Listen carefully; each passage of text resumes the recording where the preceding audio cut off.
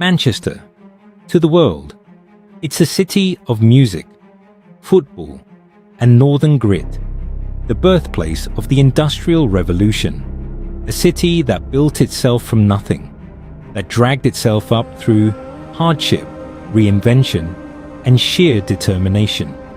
Oasis came from these streets. Two of the greatest football clubs on the planet called this city home.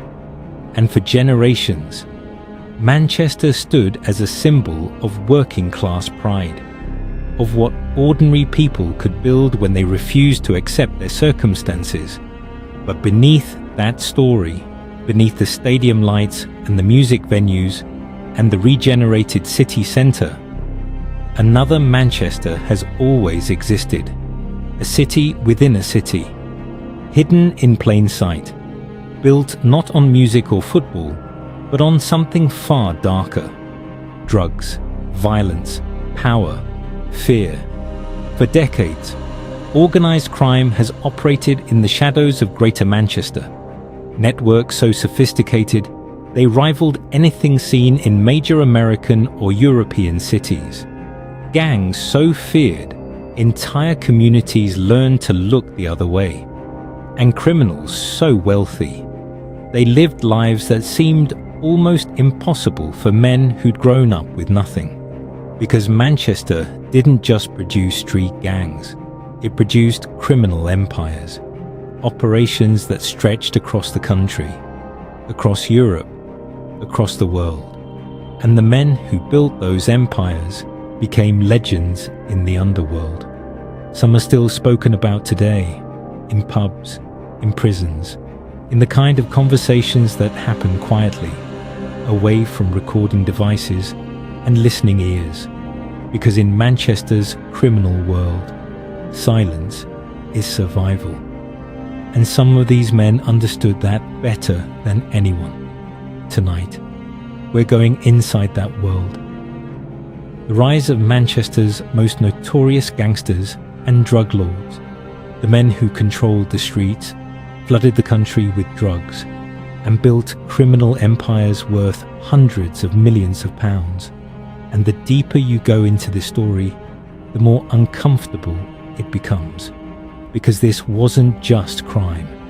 This was organised power, a parallel economy operating beneath everyday life, structured, disciplined, and in many cases, almost impossible to stop.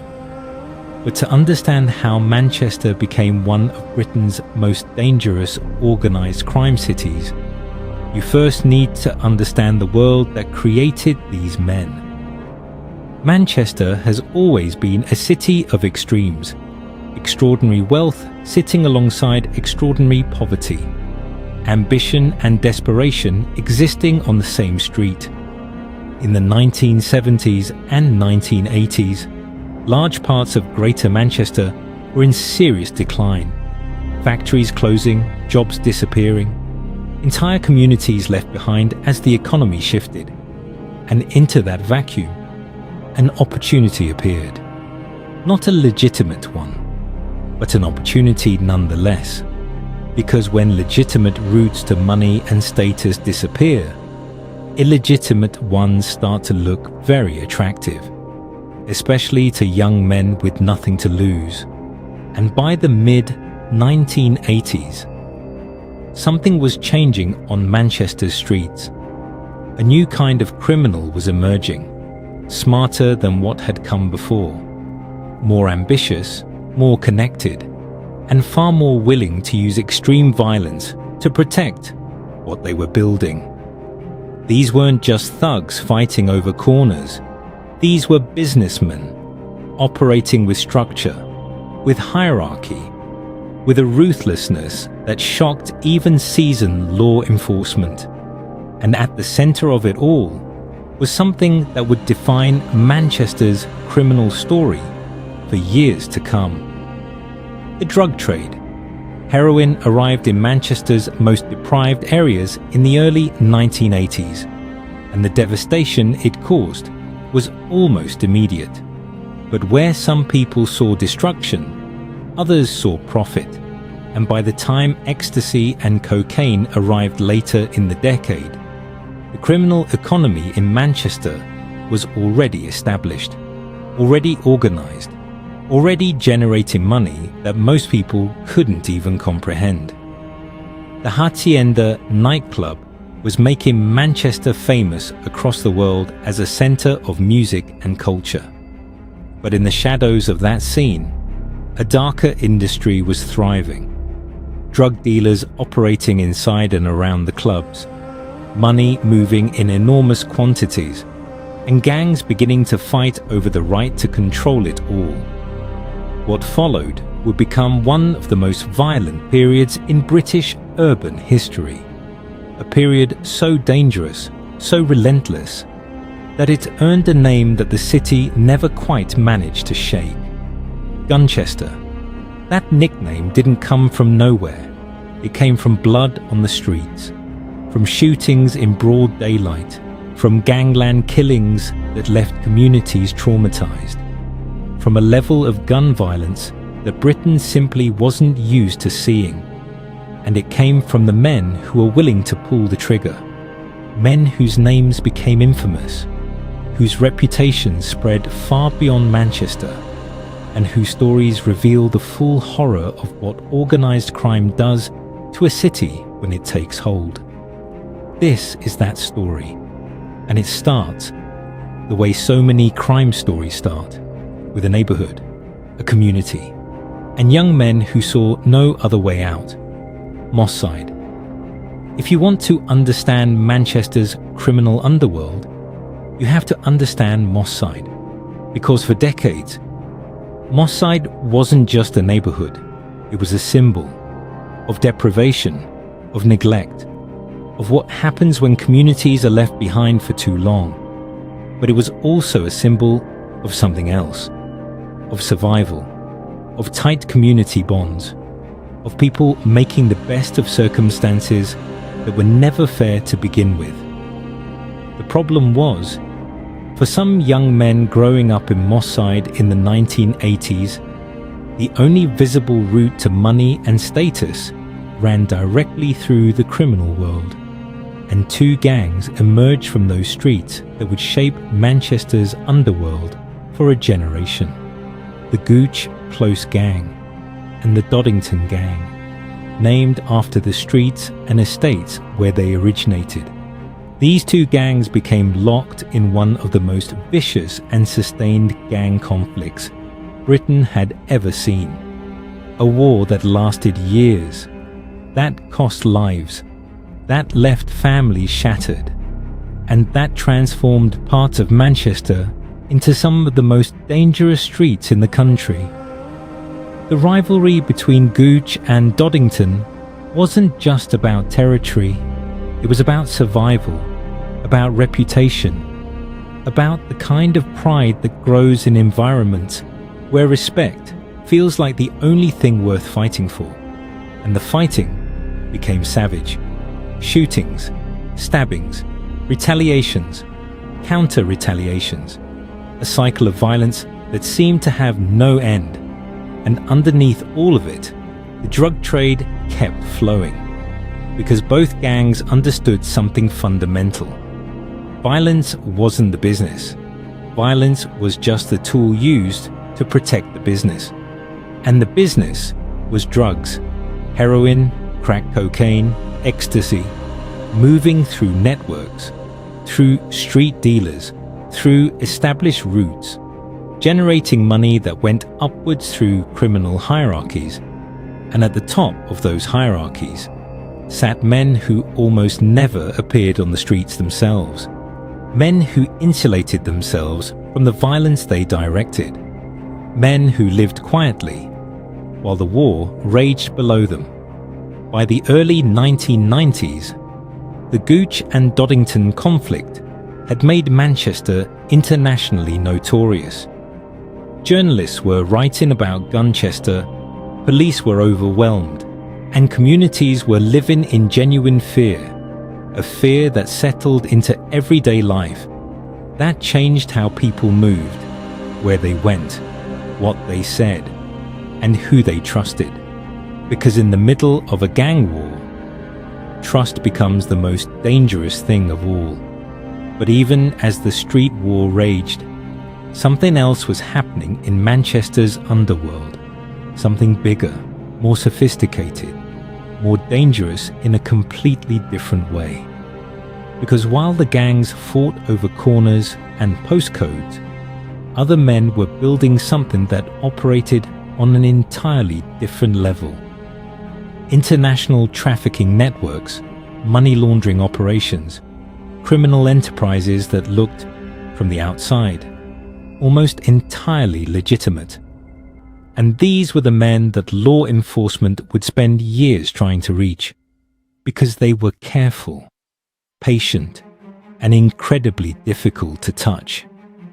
This was Manchester's other criminal world, the one that existed not on the streets, but in offices, in warehouses, in shipping containers, in the hidden financial systems that moved criminal money across borders without leaving obvious traces.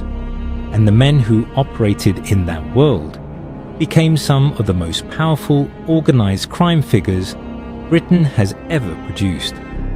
Their names are less well known than the street gang leaders. Deliberately so, because anonymity was part of their strategy. Stay invisible, stay quiet, stay rich. But eventually, even the most careful criminal leaves a trace. And when investigators finally started unraveling the threads, what they found shocked them. The scale, the sophistication, the sheer audacity of what had been built. Right there, in plain sight, hidden beneath the surface of an ordinary city.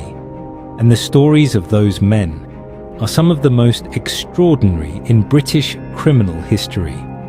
But before we get to them, we need to go deeper into the streets.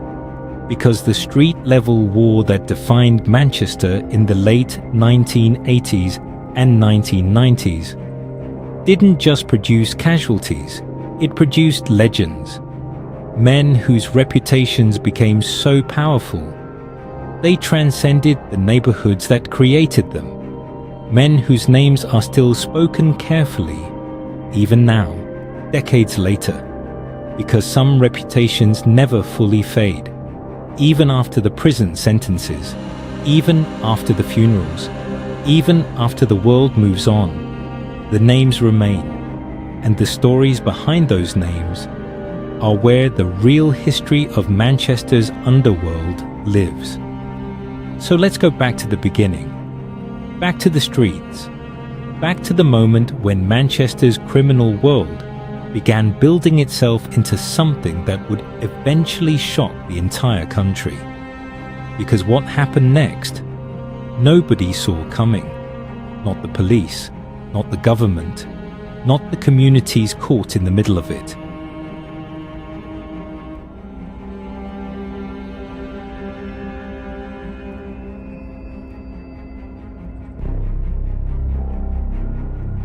And understanding it requires understanding the men who made it happen, one by one, name by name, because this is their story, and it's far darker than most people know. The Gooch Close Gang didn't begin as an organized criminal empire. It began the way most gangs begin, with young men, a neighborhood, and a shared sense of identity in a world that seemed to offer them very little. Moss Side in the 1980s was a community under enormous pressure, high unemployment, poor housing, limited opportunities, and a growing drug problem that was tearing families apart at the same time as it was making a small number of people very wealthy. For young men growing up at that environment, the gang offered something powerful: brotherhood, protection, status, and money. Real money. The kind that changed what was possible. The Gooch Gang took their name from Gooch Close, a street on the Moss Side estate. In the beginning, it was local, territorial, focused on controlling drug dealing in a specific area. But as the money grew, so did the ambition, and so did the violence. Because to grow, you had to take, and to take, you had to be willing to fight. The conflict with the Doddington Gang, which took its name from Doddington Close just streets away, became the defining feature of both gangs' existence for years. Two gangs, same neighborhood, same poverty, same desperation, but locked in a war that would eventually consume both of them. The Doddington Gang had its own structure, its own leadership, its own ruthless logic, and its willingness to use firearms set a standard that the entire Manchester underworld was forced to respond to. Because once guns became normalized in a conflict, there's no going back. Every dispute becomes potentially fatal. Every argument carries the weight of possible death. And young men who might once have fought with fists were now carrying weapons, prepared to use them. The shootings escalated through the late 1980s into the 1990s. Murders, attempted murders, drive-by shootings becoming a horrifying part of life in parts of South Manchester, and the police response, while significant, struggled to keep pace with the speed at which the violence was spreading, because this wasn't traditional crime. This was something new, something that required new thinking, new tactics, new resources, and the communities caught in the middle of it paid an enormous price while that thinking caught up. But even within the violence, hierarchies were forming, leaders were emerging, men who understood that violence alone wasn't enough, that you needed structure, organization, and the discipline to build something that lasted beyond the next shooting. And out of the chaos of Manchester's gang wars, those men began to appear. Figures who would come to define the city's criminal underworld, not just locally, nationally. Their stories are extraordinary, complex, and in many ways, deeply human. Because behind every criminal legend, there's a person, a beginning, a series of choices, and consequences that ripple outwards in ways that can never be fully undone. This is where Manchester's story gets truly dark and truly compelling, because the men who emerged from these streets weren't just gangsters. They were products of their environment, shaped by poverty, by neglect, by a system that failed them long before they failed it. That doesn't excuse what they did, not for a moment, but it explains it. And understanding how these men were created is the only way to understand how to stop the next generation from following the same path. Which is perhaps the most important question of all. Not just who these men were, but why they existed, and what their stories tell us about the world that made them. Because that is where the real truth lives. Not in the mythology of gangsters, not in the glamour of criminal empires, but in the quiet, uncomfortable reality of what organized crime actually costs, and who actually pays. That cost is something we'll return to throughout this story, because it's impossible to tell the truth about Manchester's underworld without confronting it directly, honestly, and without flinching. So let's begin with the men themselves, their names, their reputations, their crimes, and their fates. Because each story is a window into a world most people never see. And once you've looked through that window, you can't unsee what's on the other side. Desmond Noonan. Some men become famous, some become infamous, and some become something rarer, something almost mythological. Desmond Noonan was one of those men. In Manchester's criminal underworld, few names carried more weight. Few reputations were more complex.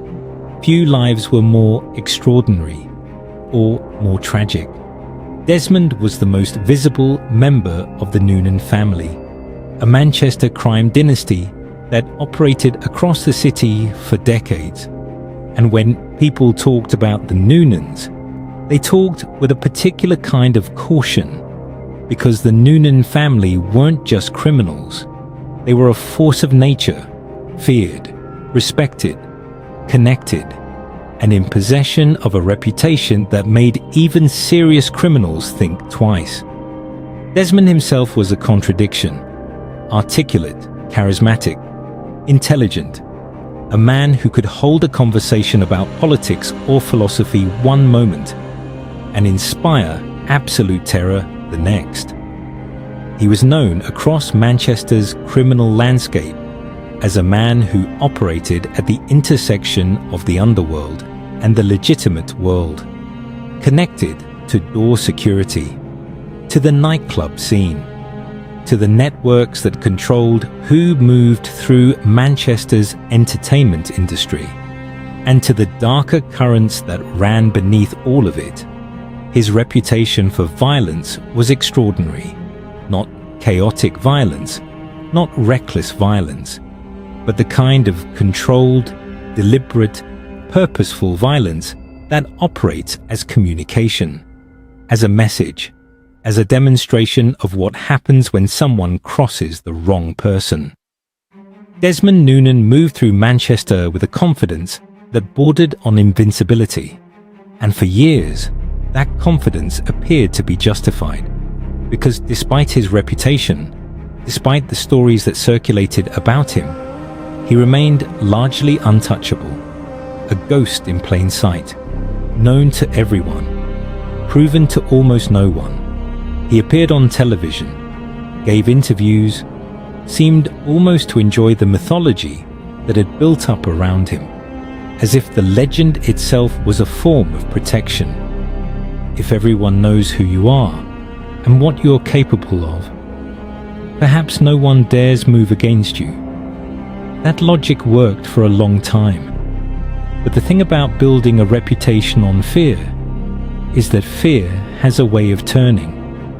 In 2005, Desmond Noonan was stabbed to death, killed not by a rival gang, not by a professional hit, but in a dispute that escalated in a way that even men like Desmond couldn't control.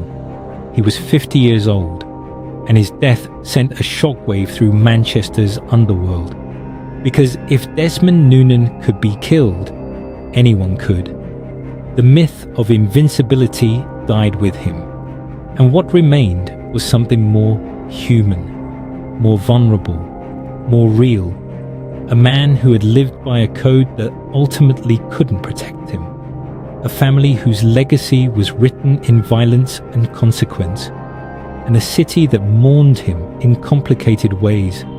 Because Desmond Noonan wasn't just feared. He was, in the strange way that the underworld works, respected, even loved, by some.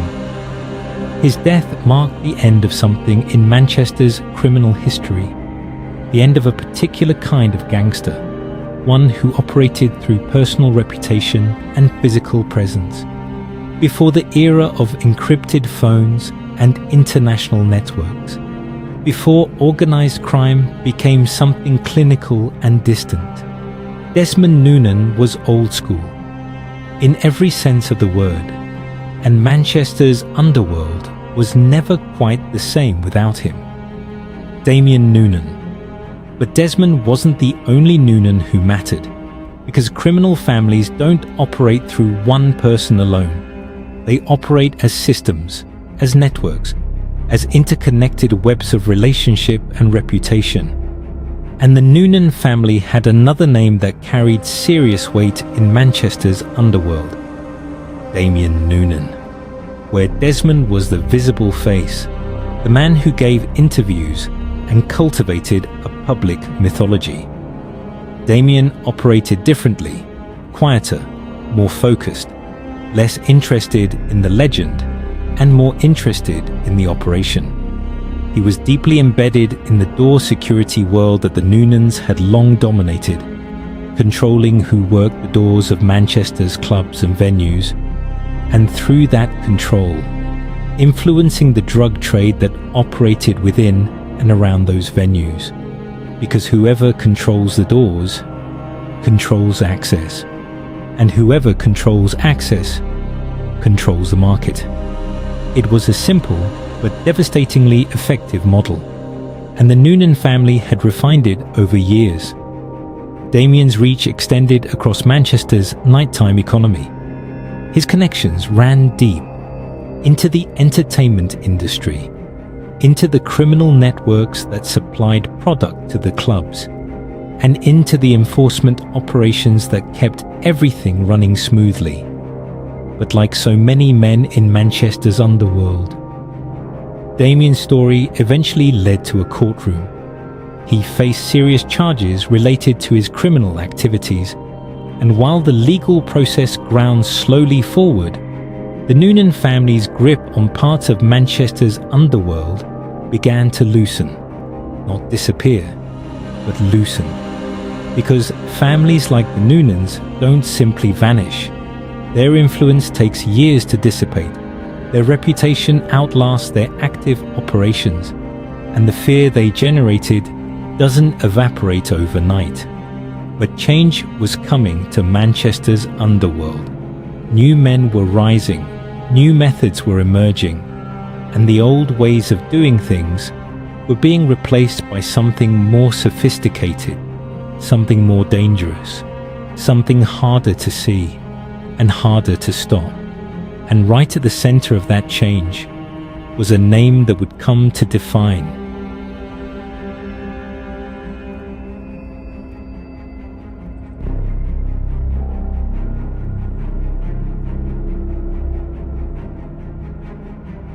Manchester's criminal world in a completely new way. Paul Massey, known simply as Mr. Salford, a nickname that tells you almost everything about what he represented.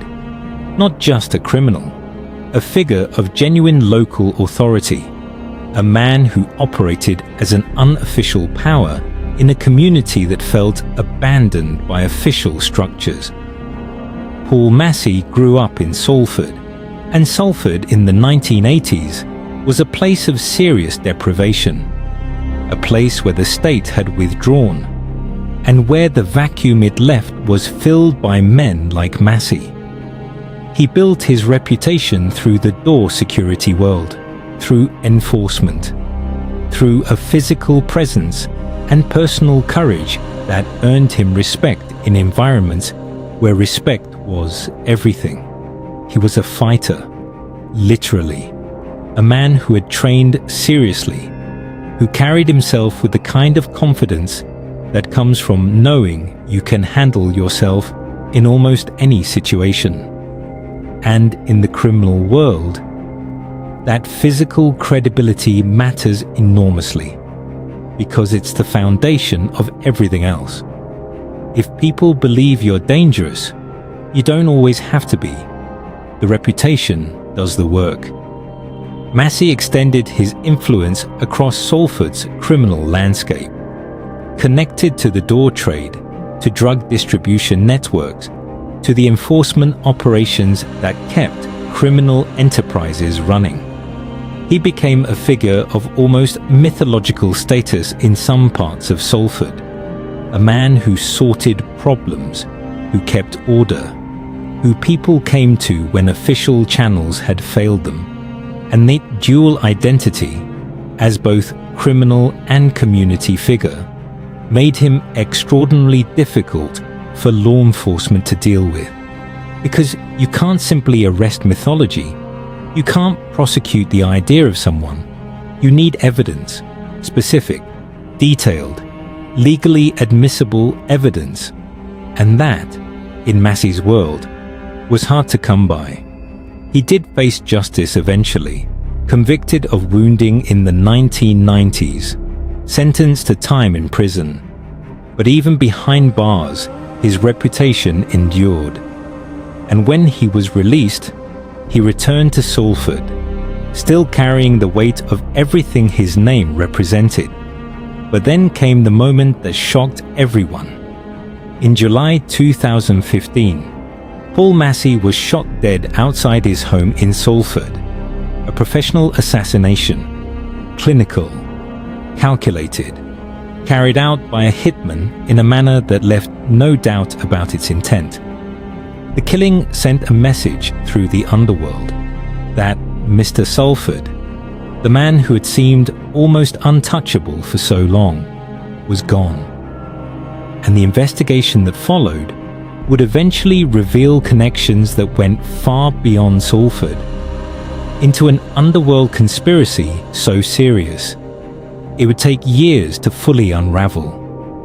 The man eventually convicted of ordering the murder was Mark Fellows, known as the Iceman, a professional hitman whose story is one of the most extraordinary in British criminal history. But we'll get to him, because the Massey murder was just one thread in a web of violence and conspiracy that stretched across Manchester's underworld. A web that investigators were still untangling years later. And the full picture, when it finally emerged, was darker than almost anyone had imagined. But to understand what Manchester's underworld became, you first have to understand what it was built on. Because the violence of the street wars, the shootings, the territorial conflicts, none of that existed in isolation. It existed to protect something, to control something. And that something was the drug trade, the lifeblood of organized crime in Manchester, the engine that drove everything else. And no part of that engine was more important, more fought over, more saturated in blood than the cocaine and heroin networks that ran through Greater Manchester from the late 1980s onwards. To control those networks, you needed more than just violence. You needed connections, suppliers, distribution routes, money handlers, enforcers, and above all, you needed loyalty. Because in the drug trade, loyalty is the difference between a functioning empire and a collapsing one. The gangs that lasted understood this. The ones that fell apart forgot it. And watching which empire survived and which ones crumbled tells you everything about how Manchester's underworld really worked. Because beneath the mythology of gangsters, beneath the nicknames and the reputations and the fear, was something remarkably similar to a business, with the same pressures, the same competition, the same need for reliable supply chains and loyal staff, just with considerably more violence when things went wrong. And things, in Manchester's underworld, went wrong with terrifying regularity.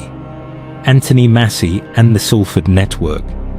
Paul Massey may have been the most famous name from Salford's criminal world, but he wasn't the only one who mattered, because behind the visible faces, behind the men whose names ended up in newspapers, there were others, quieter, more careful, more focused on building operations than building legends.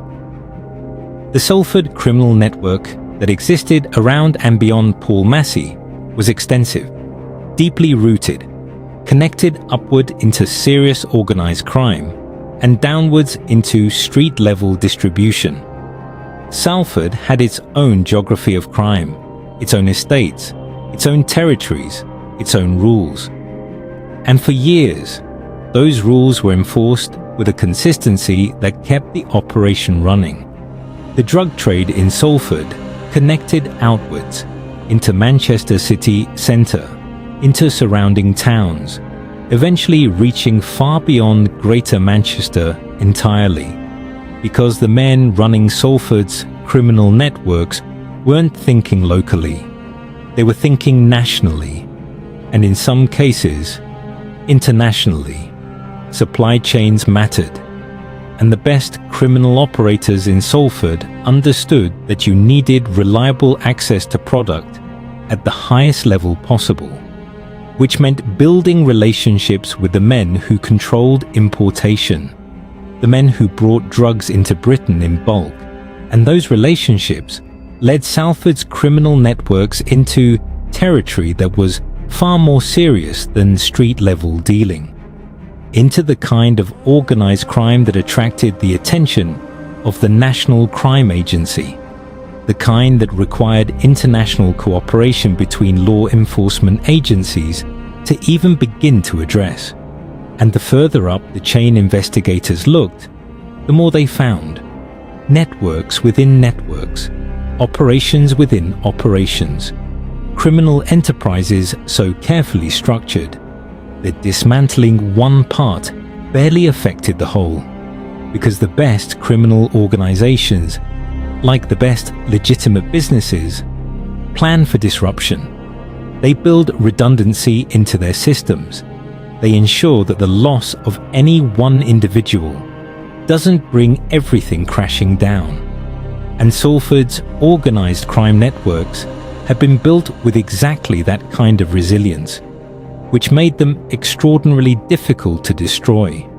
Even when individual members were arrested, even when significant seizures were made, the operation continued, adapted, found new routes, new faces, new methods, and kept generating money, enormous amounts of money, the kind of money that changes what's possible, that buys silence, that purchases loyalty, that funds the legal teams and the appeals and the strategies that keep serious criminals out of prison for as long as possible, and that corrupts, because money at that scale always creates the possibility of corruption, of officials who can be reached, of information that can be purchased, of systems that can be compromised. And in Manchester's underworld, that possibility was never far away.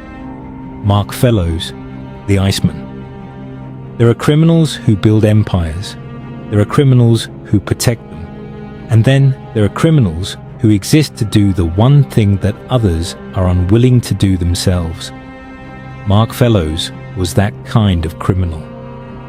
Known in the underworld as the Iceman, a nickname that captured something essential about who he was and what he was capable of. Fellows wasn't a drug lord.